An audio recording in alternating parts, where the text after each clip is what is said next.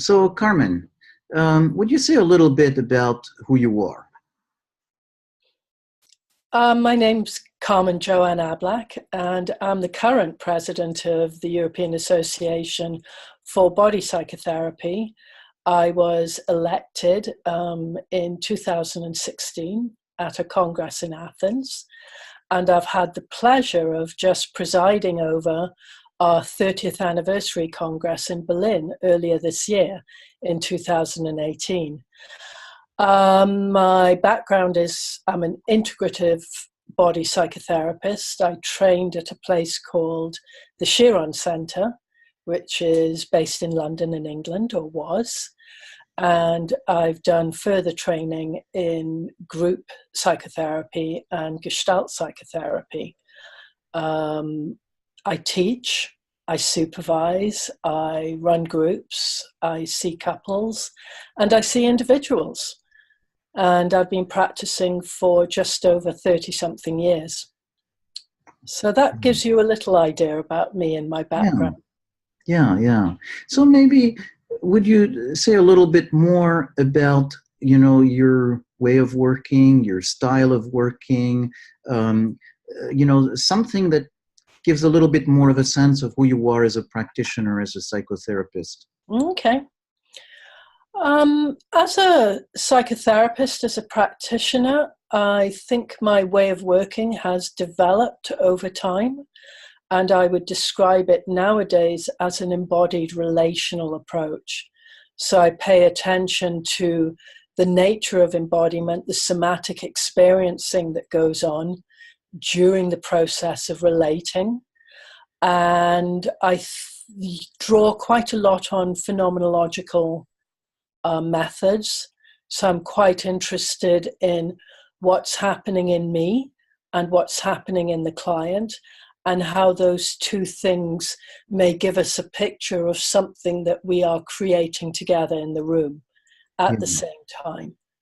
I also use that kind of working, how would I say this, as a way of thinking, as a way of being with the potential for widened awareness, deepened understanding, and also processes of being able to meet across differences, which is an important part of my work.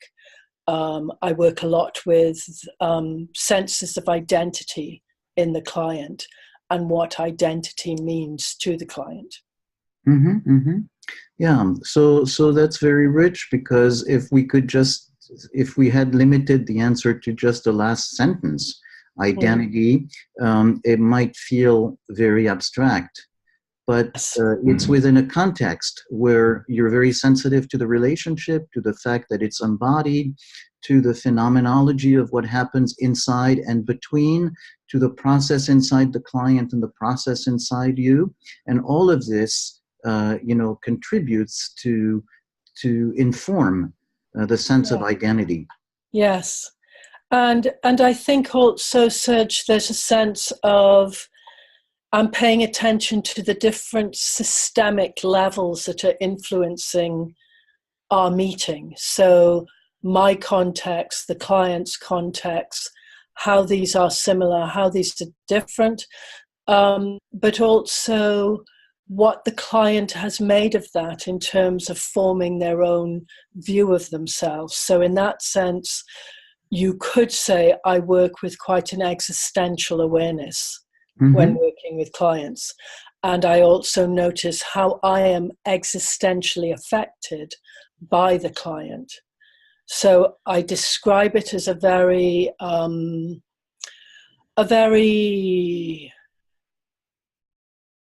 collaborative endeavor. I see therapy as a collaborative endeavor.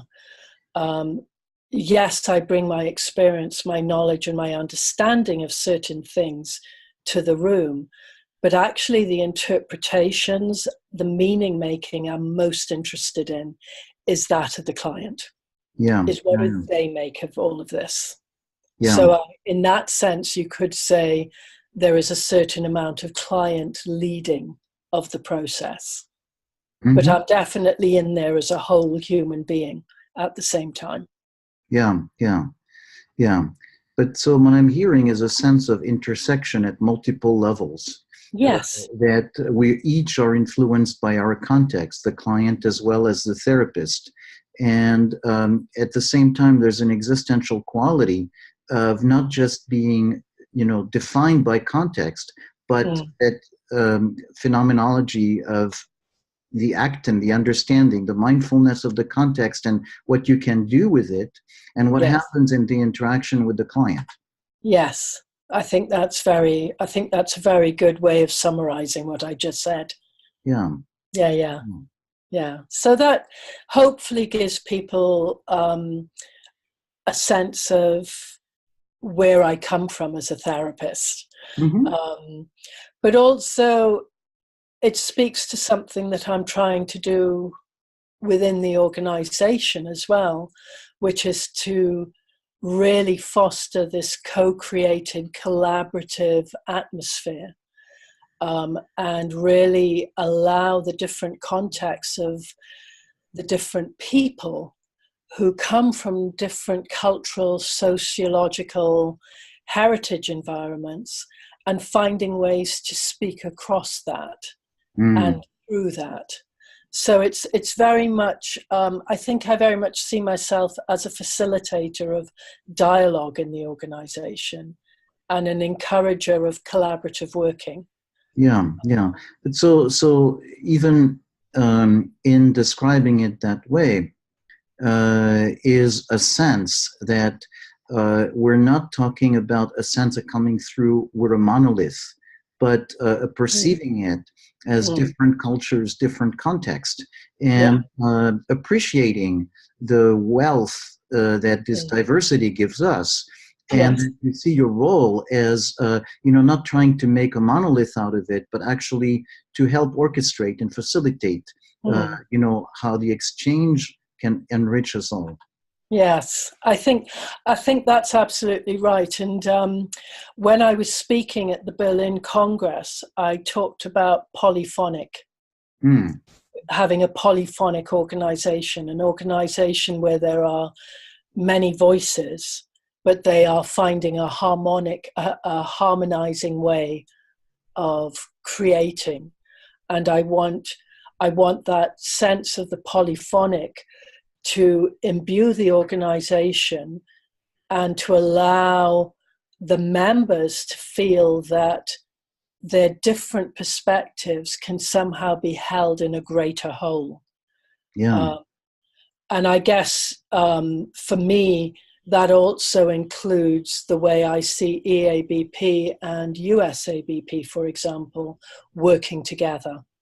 That we're finding ways to listen to each other's music, if you like, and understand what is the sound, what is the flavor, what is the message we are both trying to give to the wider world about body psychotherapy and somatic praxis. Yeah. And I hear you about the two organizations. I'm also hearing it in terms of all the many people who are not part of the organizations, and that as an invitation to for these people to join in that harmony. That we're not talking about finding marching orders to some kind of an abstract way of simplifying, but a sense of having that big opening, and that it's actually a way in which each of the voices can be heard in a harmonious way. Yeah. And I think it's also about understanding that I'm quite a fan of jazz music. And so for me, I think of it in terms of people can scat on the notes in different ways, but that starts from a central melody or a central sound.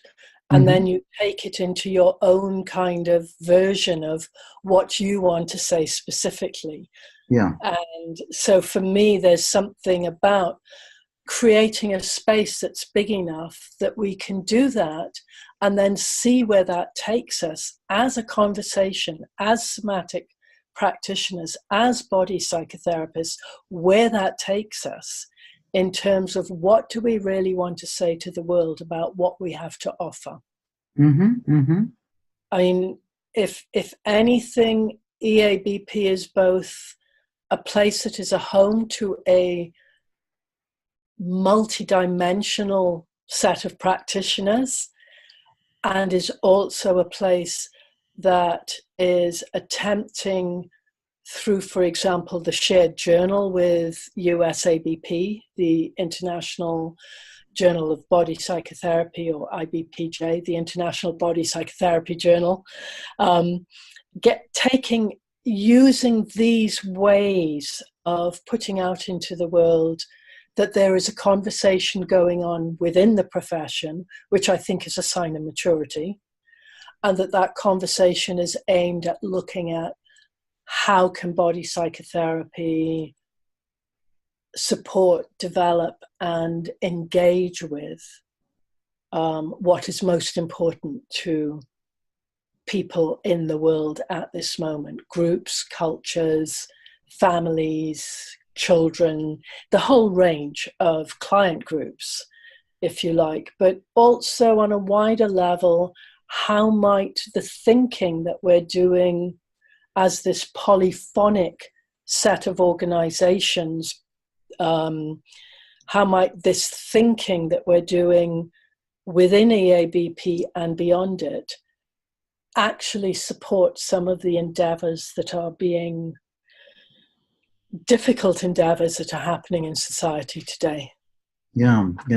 So if I had to just choose one word to capture what you said, the word that comes to mind is engagement. And Absolutely. I see that engagement at several levels.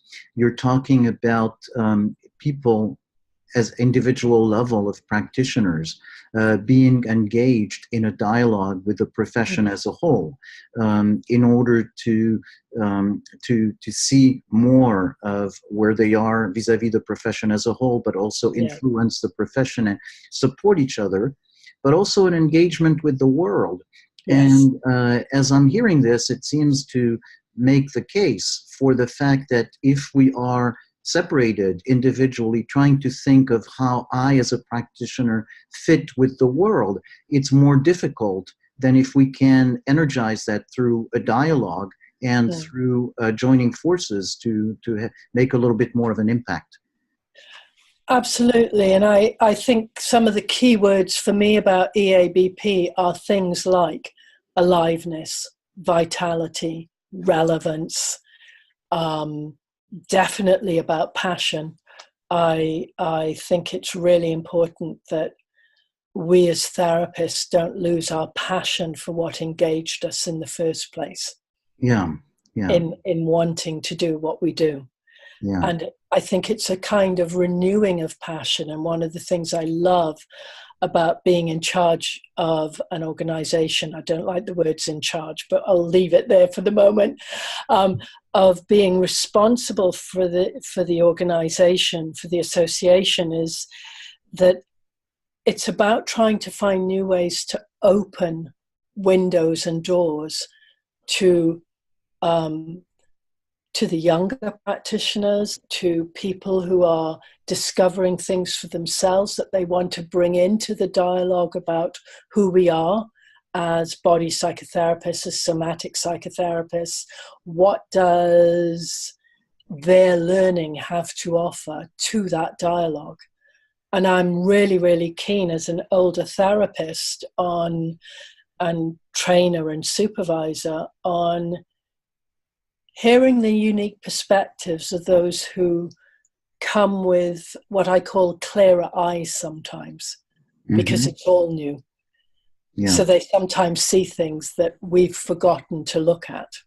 And I'm really keen on that dialogue. I love engaging with young people who may not be chronologically young, but who are young in training and engaging at that level as well as at the level of the experienced practitioner. And I also am really keen on engaging with not at so much the level of the associations, but the organizations within the associations, engaging with the clients and getting feedback from the clients. So there's a collaborative conversation at the level of client as well. Yeah. Do you want to elaborate a little? Do you want to elaborate a little bit on that, in that sense of that dialogue, that creative, constructive dialogue with the client level?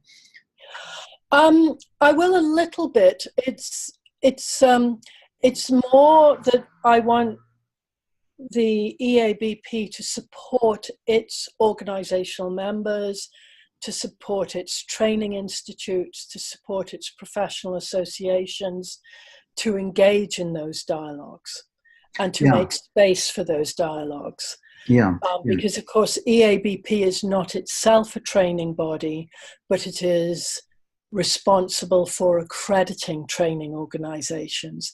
It's responsible for creating a space where the professional associations, the training institutes, and also the organizations that are interested in the work that body psychotherapists do, being part of the conversation at all levels. So for me, that's what I would be, that's what I am actually, and the board is encouraging throughout the organization, is that we are really listening to the new generations coming in, as well as paying attention to the depth of knowledge, experience, and understanding that the older generations have to give. Yeah. So it's quite a big alchemical cauldron. I like that concept of alchemical cauldron. Because the sense I get is listening to you is a sense of liberating energy. And so the image of alchemy feels very nice in that sense of, in that mixture, there is that energy that's going to drive the process forward. Absolutely. And it's liberating that energy in the context of being well-trained practitioners. Mm-hmm. There's a both and there for me. Yes. So I personally am not so keen on trainings that focus on only one modality approach. Mm-hmm. I'm more interested in people, even if they're learning one specific modality, having to critique that modality by looking at other modalities within body psychotherapy and beyond it. Yeah. Because I think that's what enriches us as psychotherapists. Right. And I think as body psychotherapists in particular, we need to be connecting with all the different ways that people think and understand their lives. And you can't get that if you're only looking through one modality lens. Yes. So I'm really keen on the dialogue across modalities and with the other professional approaches, and educating those other approaches in what it is body psychotherapy really does. Mm-hmm. Mm-hmm. Yeah. Which is really why people essentially come to EABP, USABP, is realizing that there is a deep need for not just being limited to one perspective, but that the dialogue, the being able to be almost literally seeing this from this perspective and from that perspective gives a different sense of what you look at in the process of therapy. Absolutely. And in terms of when I'm teaching, what I'm often encouraging my students to think about is not just that you're looking through the perspectives, but how does looking through a different perspective illuminate your own in a way that you wouldn't have seen if you hadn't looked through a different lens? Yeah. So this multiple lens looking, I call it a prism attitude, that you look at all these different colors that you get with the prism, help illuminate your own working and your own theory more. because they help shed light on it. And they also help, and I think this is one that sometimes people struggle with, they also shed light on where the theory may be less developed, or the theory may have things to consider that it hasn't done so much. So at the moment, in the think tank of EABP, which is where we're chewing on and thinking about, if you like, this cauldron idea, how can we, about mapping the territory of body psychotherapy and somatic praxis. One of the things that I'm acutely conscious of, and that others are talking about, is paying attention to how much our original theories were founded on an out of awareness idea that everyone stands on two legs, that everyone is able-bodied to some extent. And actually, I think this is a really interesting and exciting area for the body psychotherapy, the somatic psychotherapy field to engage with. How do we take those theories and look at how they need to be changed and adapted to incorporate meeting all of the range of human beings? Right.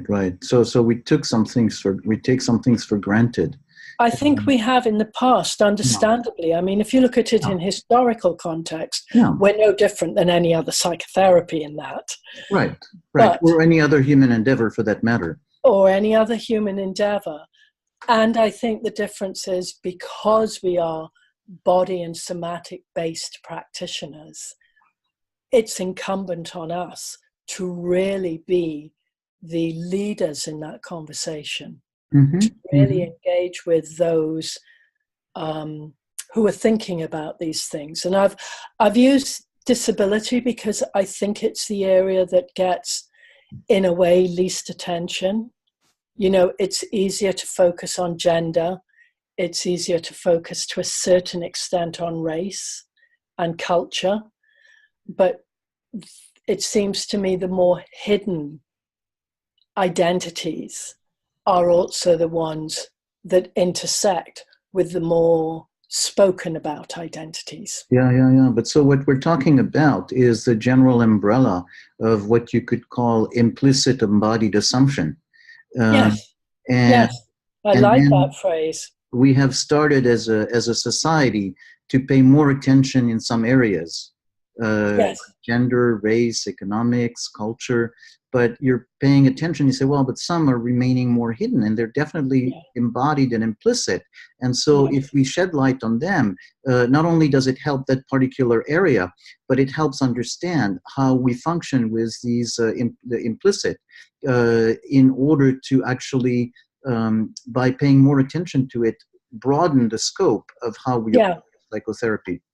Yeah, I think that's right. And I think, you know, somewhere in that hidden field is also the whole issue of the binariness of gendered conversations, the opening of the eyes of the whole of the psychological therapies field to the understanding of this idea of male and female only is actually a very old dichotomy that doesn't really cover the full range of who we are as human beings. So I think it's a very exciting time from my perspective, for EABP, but also for our sister organization of USABP, that these are the conversations we're having and we're thinking about in relation not just to the theory, but theory as applied in practice, to how may it make us rethink some of what has been, for want of a better word, the dogmas of the theories. Right, right. Yeah. And so again, it ties to that sense of looking at what we do in a larger context, Yeah. and that we're not just adjusting people to fit a societal norm, but we're trying to understand better the environment we're in, because what people do are coping strategies within a certain environment and with certain pressures. And if we're able to put that in a broader context, we're not so Yeah. much trying to force people into some shape as to try and help them adapt better to the real environment. Well, both adapt to the real environment, but feel empowered to look at how they want to Yeah. deal with the real environment. Yeah. So it's again this idea of a collaborative conversation. Will I allow myself to be affected by my clients? Mm-hmm. It Mm-hmm. seems to me so, and that effect isn't just on me in the moment in the room, but also on the way I think about my work, in the way I reflect on my work, in the way that I might think about engaging with others in the field, even in the way that I think of how I might talk to you now Mm-hmm. in order to speak to the people who follow what you put out there in the world, Mm-hmm. and also to the media, to when we're asked questions about, well, it's a bit of a tricky question, but sometimes we do get asked questions like, well, what would be a body psychotherapy perspective on this? And I think it's more about saying, well, a way of thinking of it, but of course you need to bring in the layers of that. Mm-hmm. So you want to be conveying an awareness within the field of the complexity of the work. Yeah. So we're not trying to offer A plus B equals C. We're saying we're in this territory, and actually what we're trying to do is support an emergent and an emergent empowerment of the individuals, the groups, the society. Mm. Yeah, yeah, yeah. So many layers there.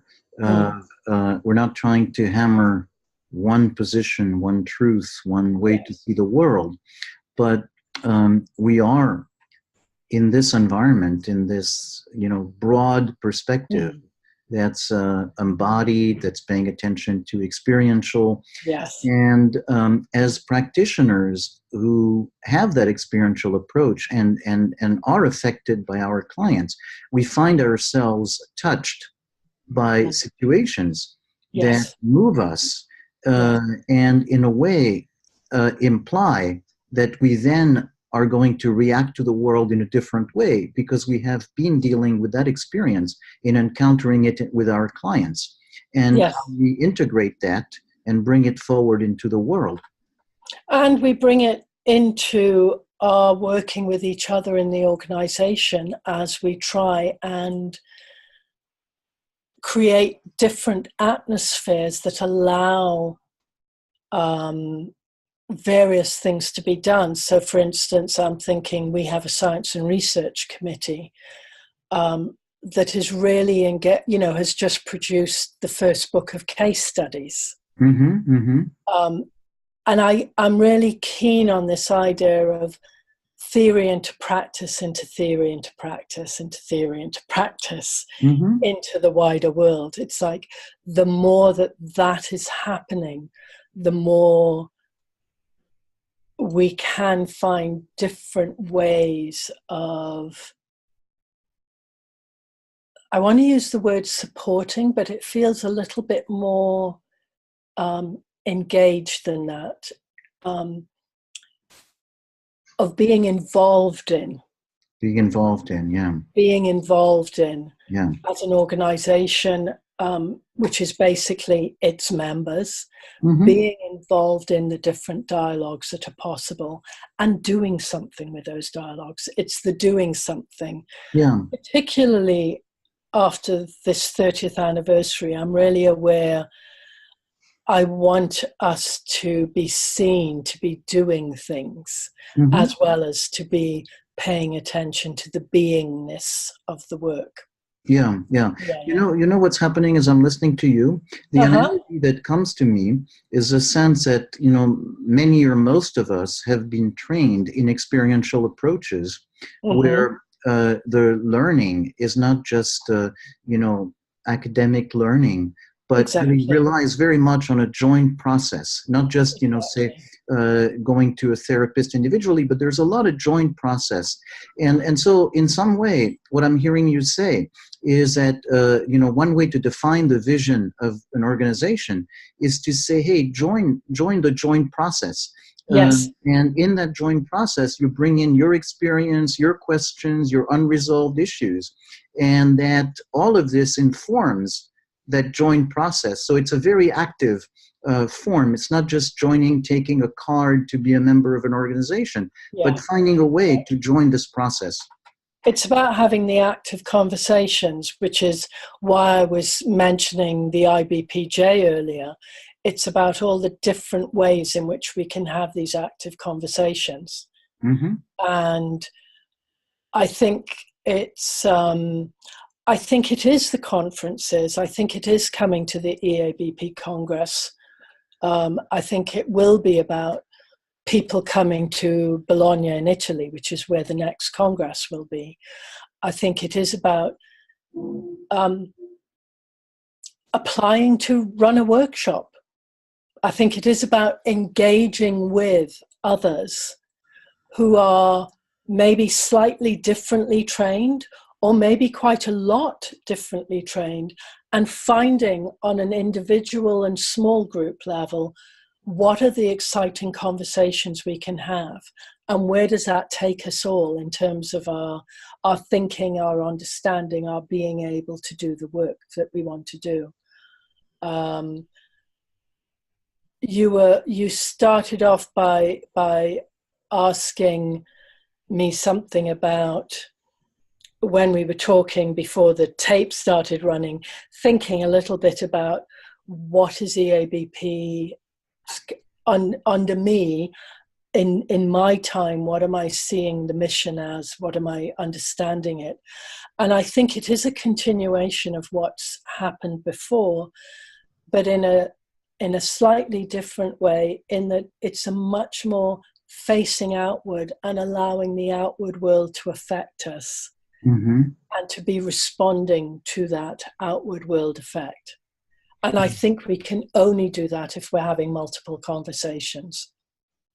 I think we can only do that if the organization really is seen as a place that is, whether you call yourself a body psychotherapist, a somatic psychotherapist, sensory psychotherapist, it's about the people who are doing that kind of experiential with theoretical wrapped up into a practice with clients, with supporting people, that actually I think that's the richness that being part of the organization offers. Yeah. I think there is a real offer of multiple polyphonic conversations that actually lead to something, that lead to us changing how we're seen, how we're understood, to making a greater impact. And also to a little extent, I have to say, Serge, reclaiming the body and somatic work of the body and somatic psychotherapist. Yeah. And really standing up for our history, our knowledge, our experience, and our expertise.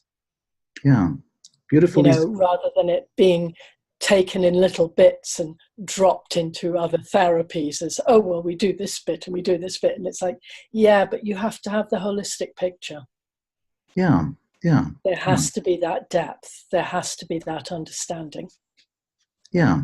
So and we talk about depth and understanding, talk about meaning, talk about spirit. So it's not just a disparate collection of little things, but there's a whole approach, a holistic approach to a sense of what it's like to be human, to a sense of what it's like to do this kind of work. And and also a holistic approach that incorporates our thinking through, our questioning, our exploring in all sorts of different ways. So my passion is to get people to engage more in really looking at research and ensuring that our trainings are training people to also have a research eye, Mm-hmm.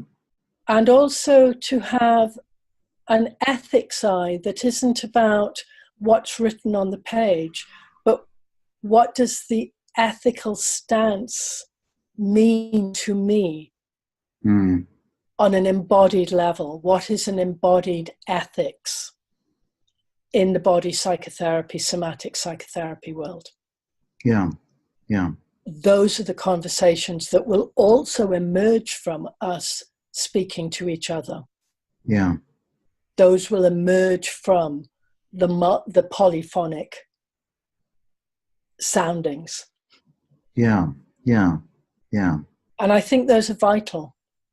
I think in today's world, there is something very important about those of us who work with an embodied sense of ethics Mm-hmm. to really be using that to help us bring forth what we can offer to the world. Because Yeah. I think this is part of it. I think it's part of empowering, for example, young people to feel their embodied sense. Yeah. So I'm hearing in everything you're saying a mixture of very specific examples of empowering specific groups, younger people and so on, but also a general sense of, through this dialogue, through this collaborative approach, all of us feeling empowered to Yes. bring our voice forward. Yes. And so that sense of, and I'm hearing it in a very concrete way, not just a general abstract word of empowerment, but something that comes, when you talk, for instance, about embodied ethics, a sense of discovering, in a way, the source of our power and, expand it in this joint effort. And to be having those conversations with each other. Yeah.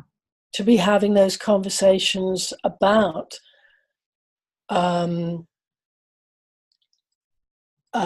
in a way what we're doing in the think tank as one of the places, but also I'm aware in the when the national associations get together, when the training institutes get together, when the professional associations are all talking with each other about what does this mean, and that's part of the conversation we're trying to pull forth in the organization, so that more and more people are engaging with it. So there's a lot more consultative, collaborative, workshop type work being done than there was before. And part of the reason for that is because we're wanting people to feel that they can influence from an earlier stage what's happening, but also that they have an understanding of it. Yeah. And that's a really important part of EABP. Right. It's really important that is, it's really not a top down. It's, we have an organization, we have a structure, we've been around for 30 years. But that structure is reflective of something of the collaborative kind of working and the opening and finding what are we all holding together. Yeah. So when you hear your hand movement, is also evokes to me that sense of, instead of top down, that you have the roots coming in and tapping the energy so that it all comes in. And it's not so much that there is a top that is separate or sending energy, but it's a channeling of all that energy that's coming from all these directions into a way that gives it more strength. Yeah, and that sense of course, you know, if we think of roots and think of trees, of course, sap rises and sap comes down and it renews itself and then it rises again. Yeah. And I think that's how organizations need to work. And I think that's also how the conversation needs to work between EABP and USABP, that we are supporting each other's development in that way. Yeah, yeah. Yeah. So this seems like a good way to end this conversation. Or do you feel any, good? Good. Yeah, I'm happy with that. Thanks, Carmen. Thank you.